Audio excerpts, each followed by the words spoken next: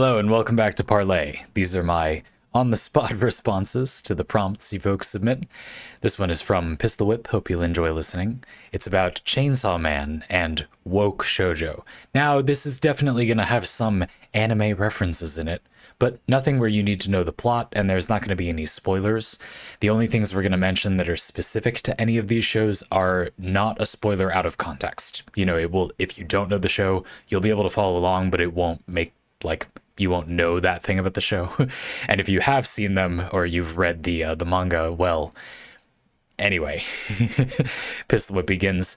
The prompt is called Socrates says Chainsaw Man is woke shoujo? ? I imagine it pains and confuses Captain as much as to read that as it did for me to write it.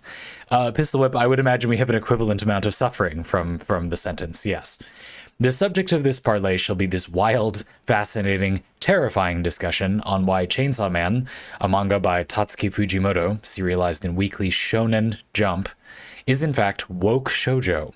The kicker, it's framed as a Socratic dialogue, in essence a genre of literary prose where the participants encourage critical thinking through successive, probing questions to elucidate matters of reason, morality, and, apparently, manga genre.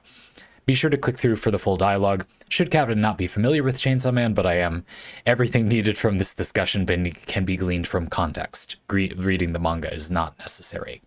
Enjoy and/or cower in fear, and there's a deranged-looking emoji at the end. Besides linking me the dialogue, that is the whole prompt. So we're going to have some, and it's going to take like 5 minutes to read. So we're going to have some open-ended, what do I actually talk about in this one to do? I actually have a lot of stuff to say about this general type of subject. So this is one where I could easily go for hours. It's not like going to be hard to discuss this for 45 minutes. I just have to decide what is, I don't know, interesting, useful. It's probably not going to be anything useful in this parlay. I don't know, maybe, we'll see. If you don't know what a Socratic dialogue is, well, you're about to. Should we talk about anything else before? I think I'm just going to read it to represent the two characters, perspectives of the dialogue. I'm going to move my head back and forth. So hopefully that will make it easier to follow along, but it doesn't really matter. You know, the two characters, I say it that way because it's kind of just two perspectives for the flow of a Socratic dialogue. I guess the idea is to make it more useful to engage in philosophically. We really tore this apart in my Philosophy 101 class, the format. So yeah, your mileage may vary. But let's begin, shall we? It begins with the two characters, Socrates and Idimantus. Tell me, Idimantus, you who have spent so many hours in the discords and subreddits of our people, what is it that distinguishes a shonen anime from a shoujo?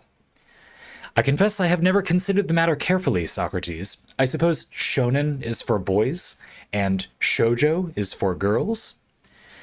A fine beginning, and indeed in Japanese that's what those words mean. But let us look deeper. Imagine a young boy playing with his toys. Does he not bash them together? He does, yes. And do he and his friends not argue endlessly over which of their toys would win in a fight? Constantly, and with great passion. Now, imagine a young girl playing with her toys. Does she not make them kiss? She does. Does she not argue with her friends over not who would win in a fight, but over who belongs with whom? I begin to see where you are going. And if Aphrodite has been kind and has bestowed upon her the there's a word in Greek, but what they're referencing is that trope in Japanese culture where some women really like to see gay men together. If Aphrodite has been kind and has bestowed upon her this Greek word, nature, does she not find her brothers Naruto and Sasuke toys and make them explore each other's bodies? Yes, Socrates, I suppose she does. Then the soul of shonen discourse is power scaling, who beats whom in a fight, and the source of shoujo discourse is shipping, who loves whom, and how, and with what degree of emotional devastation. Idimantus's next line simply says, "That seems correct," which is amazing. Now, is there a further distinction to be made within these categories between those who are, as the moderns say, woke, and those who are chuds? I think there must be, though I am uncertain how to draw it. Consider, is it not the woke who care deeply about the precise definitions of abuse and consent, who will debate endlessly about power imbalances and trauma responses, and what exactly constitutes a toxic dynamic? It is, I have seen these debates, they are very long, and do the chuds not repudiate such pretensions entirely, and concern themselves only with who is the most attractive, who, as they put it, is best to goon to? They do, and they are also very loud about it. Good. Then let us apply this framework to some examples, so that we may be sure we understand it. What of Dragon Ball Z? Clearly a shonen. The discourse is entirely about power levels. Goku versus Superman. Whether Vegeta could beat Frieza if he had another week to train. Neither especially woke, nor especially chud. Simply loud. Or on High School Host Club?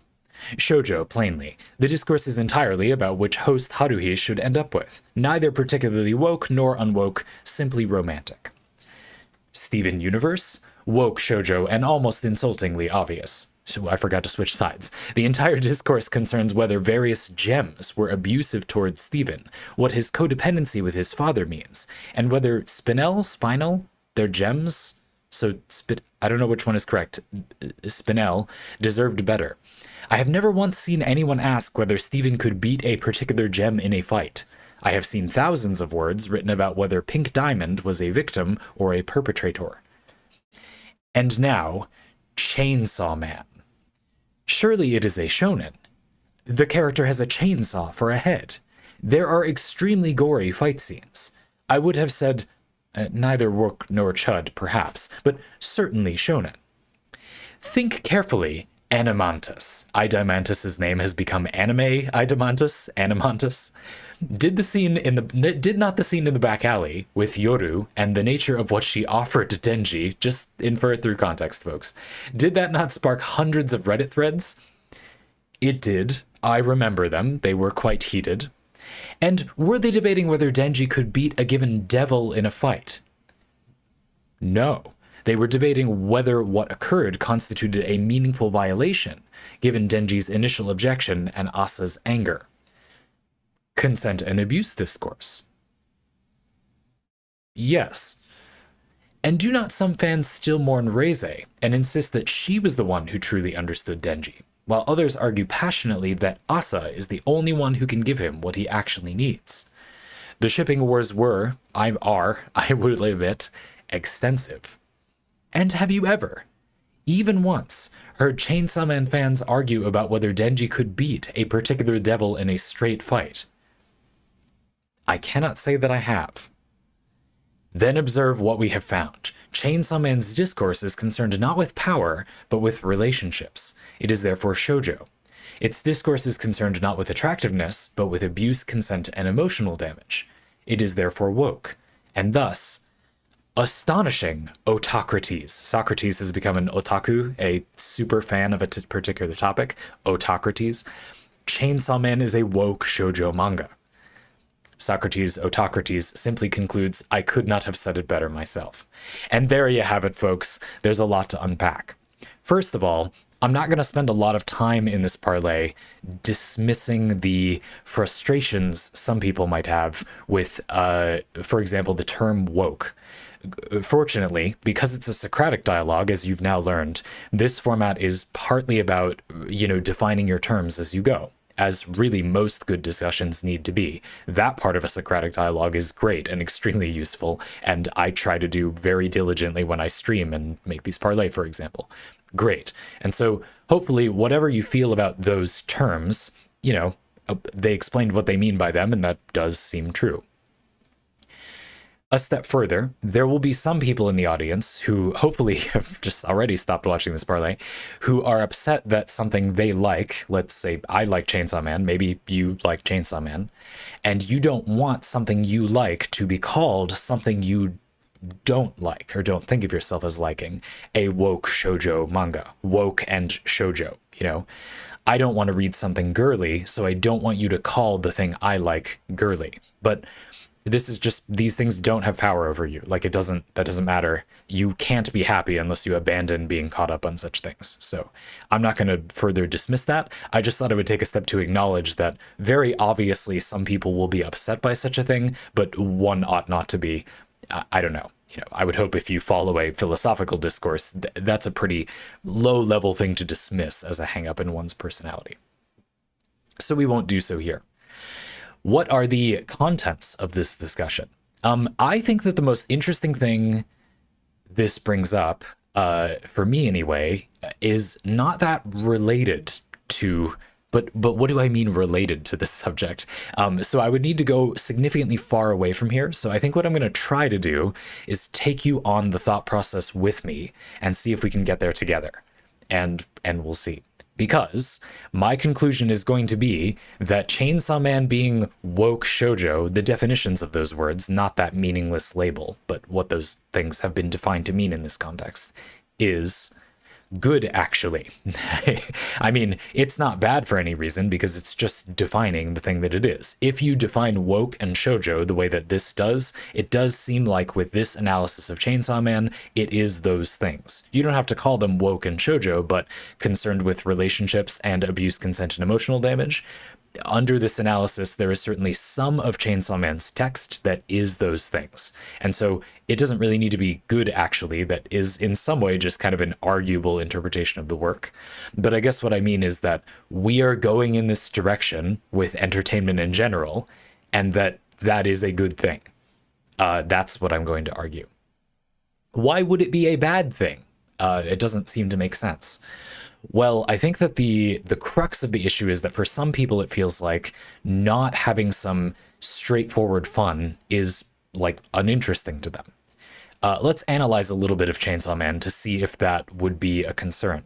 By the way, and this is related to that analysis, a lot of people might take issue with just one point in this dialogue, and no others, I'm sure. Everything else is inviolably needed. You have to accept if you're a philosopher. Of course, there's absolutely nothing to object to here except for this one point.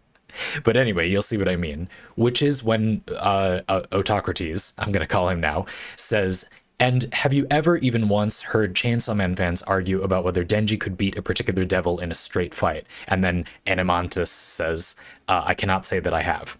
I'm sure some people would say, what? No, like people absolutely talk about that. And I mean, of course they do, right? Like you can kind of never say that about any subject. Like, of course people do discuss that.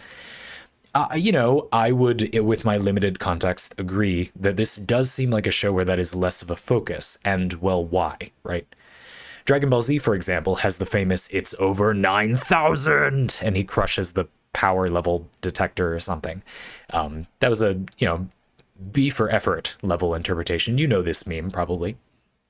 Well, Dragon Ball Z has a power scale, let's call it. It deliberately actually tries to put a number on those characters. A number of anime. I don't like this as a device, but it's not unheard of in other media. Nanatsu no Taizai, the Seven Deadly Sins, although there's a lot of things called that, so I'm talking about the one with Meliodas, short blonde guy as the main character. That series also imposes a sort of power scaling. I just happen to know. I wasn't a fan of that series. I actually dropped it around when it introduced that power scaling. But anyway, it's a series that puts those things into perspective, right? Another example of this kind of thing would be, for example, in Brandon Sanderson's Mistborn, Vin, our main character, is a slight, kind of petite woman allomancer, and she has the ability to use steel pushing and iron pulling, basically magnetic pushing and pulling off of metal.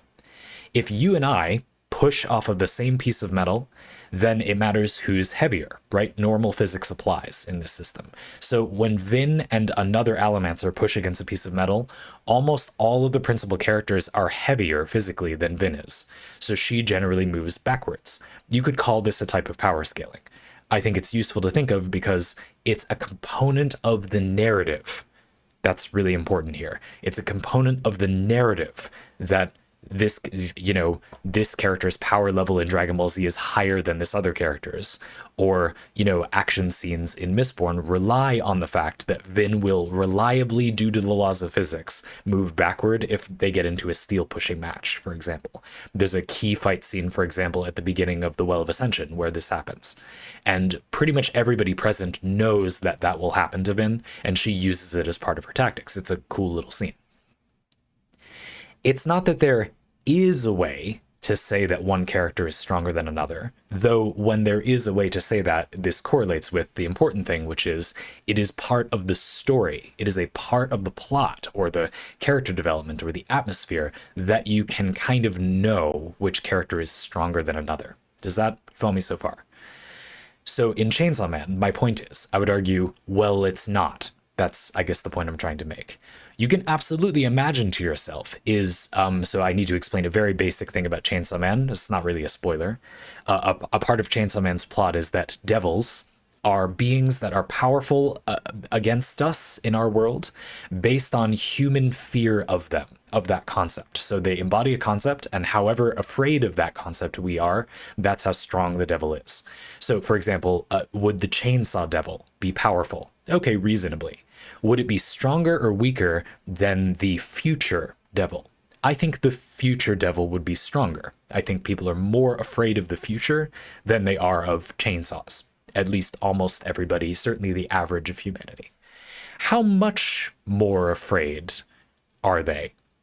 You can see that here it's very difficult to abstract, and I would contend that that is intentional and kind of the point in Chainsaw Man. You can have a character be more powerful in a vague way than another. You could say something like Darth Sidious is more powerful than Darth Vader in some abstract way. But the story is not about the difference between those power levels. I hope I've rendered that in a useful way now. So I think that that's where you can argue. I mean, you might argue against that, but I think there's at least a narrative. You at least know what I mean when I say I don't think it is reasonable to think that in Chainsaw Man it's not about like exactly who is exactly how much stronger than someone else. There are stories like that, good and bad. And there are also stories where that is not the case, good and bad. And I think that Chainsaw Man is not one of them. You might disagree, but you agree there is an argument to be made that it isn't. Cool? So Chainsaw Man being not concerned with power but relationships. Okay. And then under this definition, that is shoujo. We'll come back to that in a minute. And then discourse not concerned with attractiveness, but with abuse, consent, and emotional damage, therefore woke, rather than this other thing. I've actually never heard the term chud. I hope that's not extremely offensive, but we're in a philosophical forum here. I hope it's okay for me to just read it and say those things, while still respecting everybody so far as I am able. Is that okay? That has to be okay. So if it isn't, please stop watching this. You probably already did. Okay, great. So the point I'm trying to make basically is that let's put shonen and shoujo aside. Being concerned with relationships rather than power sounds deeper. Now, it isn't just deeper necessarily. I don't think that stories that have power scaling are inherently shallower than stories that don't, though you might argue they often would be, because power scaling is a way to shortcut. You can tell rather than show that a character is stronger than another character. Telling is not always a sin in storytelling. I think people have overreacted to that. And in fact, my example of Brandon Sanderson's work is a common example given of Sanderson's style heavily leans on telling instead of showing, usually for the benefit of pacing. Like when it makes the pacing of a scene better, he will often just tell you a thing. Or when he's inside a character's head and it makes narrative sense for you to just know that because they know that, he just tells you. I think this is a good technique. He is an extremely prolific and popular writer, so evidently a lot of people don't mind. Though I would reckon for a lot of them, it's simply because they find it refreshing to not be confused, not necessarily because they actually prefer that pacing technique. But we don't have time to unpack that here. That is one of many 45-minute parlays I could do on this subject, but I won't. The camera is like, what lighting should I use? Don't worry, don't get dramatic. We're not going to talk about that. So the point is, yes, I don't think power scaling is inherently shallow, but I hope we can agree that talking about relationships rather than you are this number that is bigger than my number, if that conflict is the focus of a story, it is going to be a more interesting story. There will be more to dig into. It will be a more involved part of the story if it doesn't say, oh, this is just better than this, and therefore being concerned with relationships might be said to be deeper than being concerned with raw power levels, if that's what we mean by that.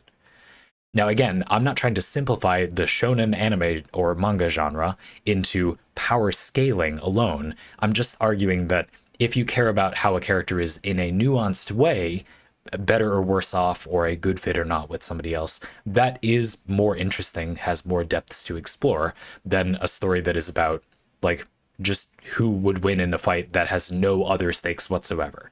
That is less of what, we'll get into it, but less than a story that is about more than that. It literally just is about more things. I'm not necessarily even saying that's better.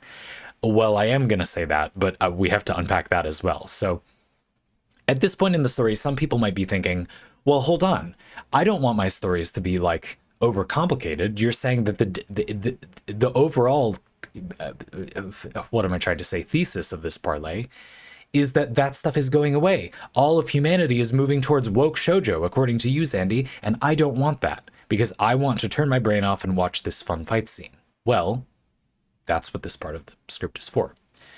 I have to establish to you two things. The first one is that when stories are about more involved topics, relationships, intercomplicated human interactions, they are still enjoyable to watch without deeply engaging and delving into those subjects. After all, Chainsaw Man's fight scenes often do this.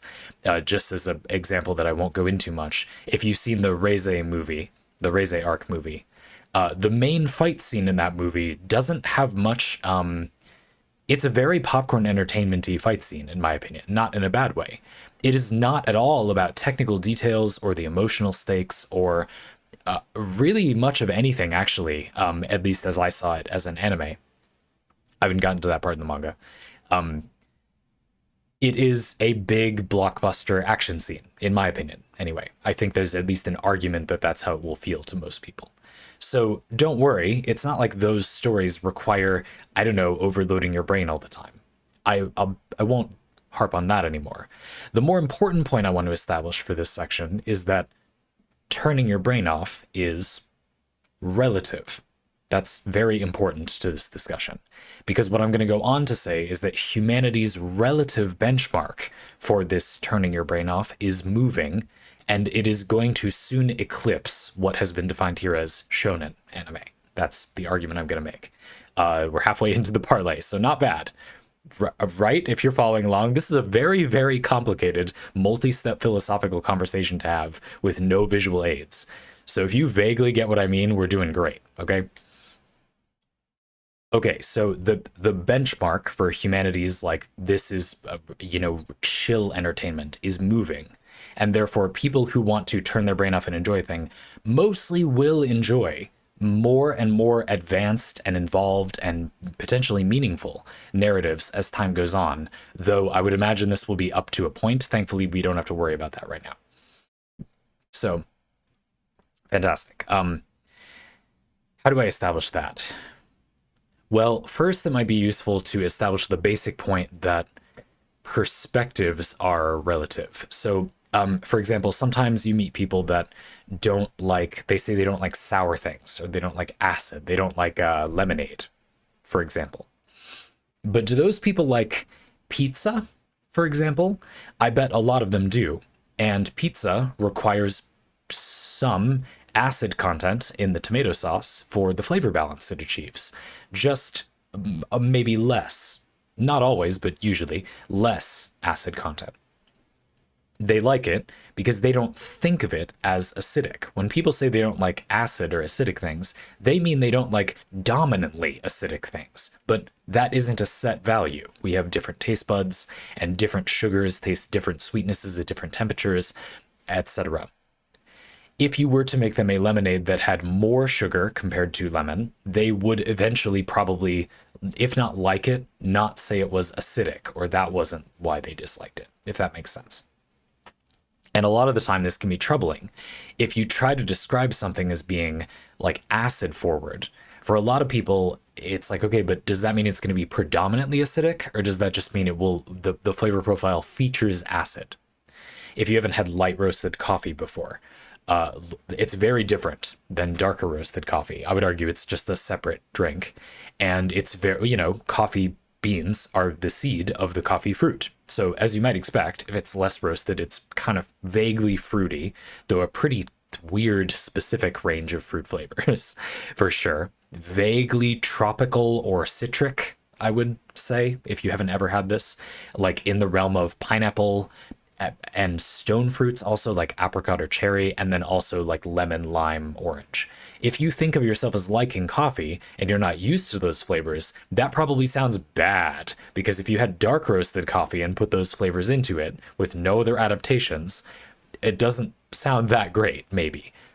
But a lot of people use cold brew as a way to kind of chill out coffee, especially not as amazing quality coffee's acidity.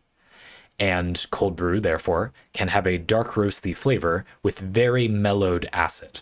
You might be then not that surprised to hear that there's actually a really popular lemonade and coffee drink that usually the move is to use medium to dark roasted cold brew coffee to kind of chill that out. You can also make it with light roasted coffee, but I just think it creates a different drink. That's also very delicious, but it tastes more like berry lemonade rather than coffee lemonade. They're just different. And if you were to make those drinks with a range of sweetnesses, balancing the, lemon juice and sugar as 1 ounce and 1 ounce, maybe 1.5 ounces of lemon juice and 1 ounce of sugar, and half an ounce of lemon juice and 1 ounce of sugar, or less extreme amounts, I'd recommend doing it that way. And I've done this experiment with a few of my witless, they consented, I'm just joking, friends in my life before. And always, they've liked one of the three, but which one differs. I like the most acidic one, my partner happens to like the least acidic one, my friend happens to like the medium acidic one. A lot of people like the medium acidic one. In my humble experience, the liking the acid one is the least common, but not as uncommon as you would think. There you go. And can you get used to more acid in things? Well, to a point. There's absolutely the studies that say that when people repeatedly eat a food, surprisingly statistically consistently, like 80 to 90% of the time, they just eventually start liking the food. Not just not minding the food, actually kind of liking it a little bit. As long as the food is something that people do principally like, just not them yet, and then that's shared with them with the right context, that's important, then often they're able to bootstrap enjoying it. This suggests that the nature of our enjoyment is context, creating context, something that's come up, a few times in PistilWhip Parley. So maybe I do plan these out a little bit, I hope that's a topic you like. Well, you keep asking them, so it probably is. Anyway. And I feel that's, I hope, even more clearly true for other media, entertainment. You might be thinking, Zandy, I just don't believe you. I can accept your logic, but I don't think if I drank acidic lemonade for 100 sessions or whatever, I would magically like it. And yeah, I mean, I get that. I would definitely agree with you that because it's a physical thing, like your taste buds, it feels the least relatively likely that that will work. And for some people, it probably wouldn't. Sure. Would you then agree, though, that if that logic makes sense, doesn't it make more sense if it's something that isn't your physical taste buds? So if it's something like enjoying a topic that you need to basically understand things to engage with? A fight scene is not something that is inherently coherent to watch. It's something you get used to watching. You have perspective from other fight scenes you've seen. Game mechanics and emotional stakes in media that you enjoy are things that do not require zero materials to understand. They're not just a matter of your taste buds firing, your cultural flavor associations, and then your opinion about the flavor. They are mostly the mental hardware you have to understand this thing that you're seeing based on the information you have in the past. I guess your mental software installed there, which is your context. So what I'm saying is, wouldn't you agree that it seems more likely that people would get used to media rather than like a flavor or something physically? And if so, doesn't it then make sense that if all of humanity plays slightly more advanced video games over time, then over time people will want slightly more advanced video games? And then isn't it sensible this would happen with other media as well, stories? And I would contend that it is. I think a lot of people also simply have not before had the great enjoyment of seeing how humanity has advanced, like literature and television shows and pacing of movies and etc. But we absolutely have. It's really interesting to look back into past media and see how we've kind of just innovated on some subjects. We had hang-ups or assumptions or the canon of media made in the past in a certain format kind of led us to think that it's good to do things a certain way. Enough people killed their darlings and did it a different way, and now we discovered that a lot of people actually prefer that better. Sometimes people prefer it better right now, but that's just in that cultural moment, and then it decays over time. But other times, often because of those cultural moments, we do hit upon something that is kind of enduringly interesting, and that thing goes on to be something people kind of just enjoy going forward.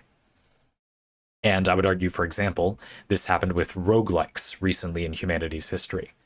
Arcade-style video games were one of the first widely popular types of video game format, and these are similar to a roguelike. You get in there, get random upgrades as you go, which reset when you die. Now, over time, Rogue, the game that sort of initiated the term, which completely resets when you die, and there are other games like that, evolved into an indie boom, largely because the roguelike format can be efficient from a development process. And then it's also a familiar short gameplay session. We could talk for hours about why roguelikes are an effective indie format. And it became clear that a lot of people prefer some progression in their game. It's also a good way to make arcade style or roguelike games traditionally pretty hardcore at times, easier for the general public to enjoy. You improve your skill at the game as you play it over and over again, but having an out-of-run progression system, like you get some currency that lets you upgrade how good you are in between runs, lets you kind of meet in the middle. You're both getting more skilled and you're getting more powerful, and this has the effect of often accelerating how fast it feels like you're improving at the game and creating, for even normal people, a very coherent sort of growth curve in the game, which is pretty satisfying. We decided, after making a ton of roguelikes as humanity collectively, that for the most part, people basically just prefer that. And so that's become what the roguelike genre means. For a while, we had roguelite as a term, and I would argue it wasn't clear that we weren't going to get roguelikes that really are just fully resetting, and a lot of them. There's certainly been some of those recently. And roguelites, a meaningfully different thing, potentially, where you have this progression as you go. But I would argue that really isn't how history went, and we basically converged that, for the most part, roguelike, having the light part, the progression between runs, is basically just more fun to the average person on the average game. And there's only a few games that are like pure or more hardcore roguelikes. It is therefore more useful, I've contended in a surprising number of parlays consistently, to just say that roguelikes are that thing, and they don't have to be like fully reset. Roguelite is not useful as a term, in my opinion. In practice, it doesn't distinguish a meaningful subgenre. Or rather, it isn't the subgenre, it is the main genre. Hardcore roguelikes are the subgenre, and roguelike is just, those just normally have meta progression now. And this is how we use language. Things change over time. Shonen and shoujo as terms for manga genres, they're not really, demographics, are terms that I would argue are due for some change. And some people would argue that shonen anime in particular, as a, again, not really genre, but like demographic, has been undergoing some changes recently. While shoujo, in my humble opinion, has changed a little less, at least the ones I've seen in the past versus present. have changed less than the contents of the past and present shonen stuff that I've seen. And I think that the reason is because the shoujo subject matter already has more to work with, whereas the shonen stuff in the past lacked some substance, but it is desirable for it to have some substance once people have perspective. That's the argument I'm making. I think I've laid it out. Should I convince you anymore? What does that look like? Fight scenes that are meaningful, I guess. Hopefully I've convinced you that over time humanity kind of changes its benchmarks or preferences, and therefore that things are overwhelming become less overwhelming over time. Roguelikes, maybe. It's a bunch of new game systems, but you have a ton of context. You've played a bunch of kind of arcade-like games, a bunch of arcade cabinets, and therefore picking up a new one, even if it in theory has a lot of nuts and bolts to learn, just isn't as overwhelming as it would have been before you played like 50 other roguelikes, if that makes sense. And it's the same here. If you've seen a bunch of action scenes, I mean, you've seen cool action before. Would it not have more impact if there was some stakes behind the action? I'll give you an example I think I used in a previous parlay recently of a type of action scene that I think can be really fun, which is when it has some story meaning to the characters. It doesn't have to be dramatic necessarily.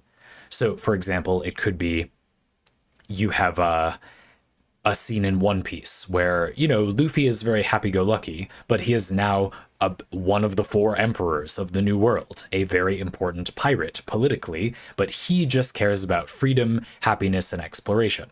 So his crew has kind of stepped up to the plate to be a little more serious. And there's a scene where they're tromping out of a prison that they're stuck in, and Sanji and Zoro, his 2 lieutenants, if you like, step forward to cut down an enemy in their path, while Luffy happily cheers that they need to keep riding forward and break out. And this is here as a way to show us that, I mean, he does have pretty serious support around him, even though he's pretty happy-go-lucky. Yes, it's Zoro and Sanji doing something badass and dispatching an enemy in front of them, but it's done in a way that is specifically framed. If you see this shot, I think that would make sense. I'm sorry I can't just show it to you without getting copyright striked. That it's there to show that he is a leader of a pirate crew. He's not just the kid having fun anymore, or even, you know, people who watch One Piece, the thing that he is now. You know what I'm talking about. Anyway, people who watch One Piece, avoid spoilers. There's a really good reveal later on. And it's there to show us, to add some gravitas to that. Obviously, it's mostly there to be a cool cut of animation and a badass action scene, but it also does some work to show us the gravity of the situation. We also have Gachi Akuda, where our main character has this interesting ability to bring out the potential of a discarded object. So a piece of what other people might call trash. He has a kind of trash to treasure attitude where he wants to renovate things or fix things up or find the remaining bit of life left in things. And this means that his power often gives him unusual abilities that are about the nature of the object. He takes someone's memento and uses his ability on it. It's not clear what the memento, like, is or does, and so he activates an ability that looks visually very impressive, a sort of occult device behind him, and his opponent says, "What the hell does that do?" And he just looks at him blankly, angry with his opponent, but also thinking to himself, all right, I should probably keep a poker face because I really don't know what this does. Or maybe, I'm not sure, in the diegesis of the show, maybe he actually does know. Maybe his power tells him what it does. I was not really entirely clear on that in that scene. But there's some drama for us as the audience where we see that Rudo has been able to awaken this value from this object, but there's still some drama about what does that mean? What exactly is he doing to the objects? And what happens to the object afterward? Does he keep it? Is this his ability now? Is he going to switch abilities? Will he then have to discard the object? That seems dramatic. And it's not a huge thing. It's mostly just a cool action scene, but it is more interesting because it is connected to the rest of the narrative. And I would argue that these shows have been very popular, or at least later One Piece has been a little more popular, maybe. And Gachi Akuda is a show that did well for itself, partly because people are ready for a little bit more of that on their plate. It's not to avoid having some simple fun, the turn your brain off crowd. Again, I'll address that subject. It's not, no one is turning their brain off. You can't turn your brain off. People are saying they want a lower level of saturation of entertainment. Well, We all do. So do I. Everybody does. But it's relative. And the relative benchmark has been moving, or perhaps you could say the range of benchmarks that humans have has widened, is a better way to think of it. And as you explore a subject, it is now easy to jump from this, I'll have a little more, maybe a little more would be nice. How about more like this? How about just a pure dating show? All right, now I kind of want more meaningful action scenes. What about an action scene dating show? And those exist now. And so acceleratingly quickly, humanity has the ability to climb this ladder of intensity of experience. That was a very strange hand-talking climb a ladder animation, wasn't it? And I think this is delightful. Very, very recently in my relatively young life, I've been overjoyed to find that you can basically just enjoy whatever you want.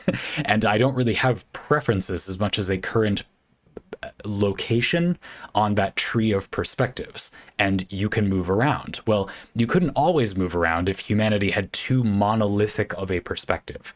If people think of it too much as this is the right amount of detail, like, no, it's not. That's just the one that people maybe preferred, in the Middle Ages or whatever. And so now there's really only a few of them.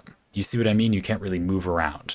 But humanity has been populating this tree lately, I guess due to globalization partly.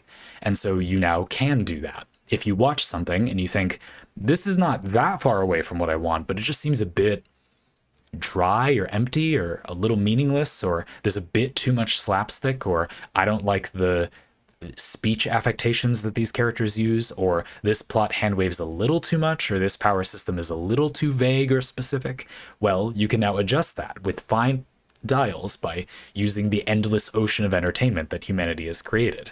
And this is delightful, let me just say. It's interesting, and besides me just wanting to tell you about this, I think it's particularly relevant to Chainsaw Man, because Chainsaw Man is a rather bizarre piece of media, if you've gotten into it at all. It is a piece of media that says, yeah, we're doing the almost largely pointless on the ground action scene, but it has some broader thematic meaning or catharsis to it. We're doing, this is about humanity's deep-seated insecurities, but Denji can be as blunt as a brick wall a lot of the time, or like carnal, or very in touch with his base desires. Denji's a very particular kind of protagonist. It's interesting to see, then, Chainsaw Man as a show that is in some ways one of the most blunt properties I've ever consumed, and yet at the same time is trying to be about more stuff than a lot of similar shows. And I think that when you compare this to, I don't know, like Naruto, famous for the talk no jutsu, where he'll have an awesome action scene with a person and then like find them in a cave and talk to them about their feelings for 15 minutes, and then they just kind of like give up on doing terrorism and crime. I don't know. I don't think that's it. I feel like that is an attempt to reach for deeper things with not that great hardware or structure for how to reach for those deeper themes. I might turn around and venture that Chainsaw Man might be trying to reach for a very low common denominator shonen action anime audience, shonen action manga audience, that just wants to see an epic fight scene, and actually has even more blunt, even more just about the action fight scenes, but while at the same time having these broader, more serious themes that I believe it deals with more grace than, sorry, Naruto.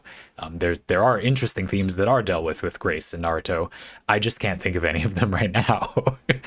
Having watched all of Naruto, I say that with affection, but with, wistful affection, shall we say. And so I think it's a really interesting flashpoint of that. I think we've seen a lot of these attempts where creators are kind of trying to like double dip a little bit, get a work that will read as being like just turn your brain off fun to some people and get a popularity boost from that, but which also pretty functionally says the thing it wants to say. And those blunt points are often also good. It's usually not that relevant per some Mr. Food Parley about a relevant subject to make what you're trying to say in your media vague. That there's this kind of bias that is good. It's deeper if it's less clear. And I'm glad that has been, I believe, rightly identified as being kind of shallow and not that developed of a way to think about ideas in a piece of media.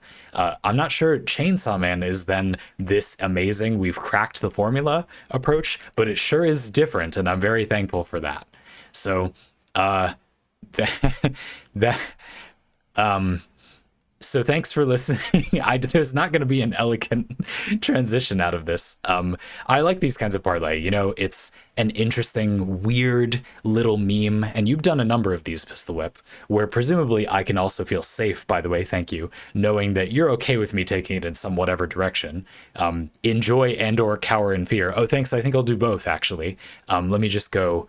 I'll just be one more minute, and then I think I'd like to find the nearest closet actually, and prep some soap to bleach out my mouth.